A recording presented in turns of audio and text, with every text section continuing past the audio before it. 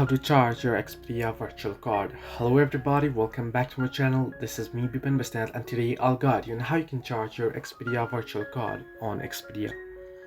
Well, the process itself is pretty simple and easy, so let me guide you through. You want to simply open up Expedia. Once you open it up, you want to log into your account. And once you're logged in, what you want to do is you want to tap on the Accounts tab at the bottom right corner of your screen.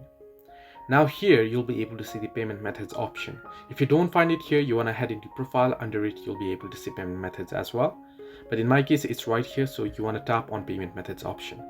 Now I don't have any cards saved here, so you can see you have no saved cards. You can save a new card when you check out, so I can directly head into checkout, and or if you have already made a payment before and you have already a saved card, you'll find it right here.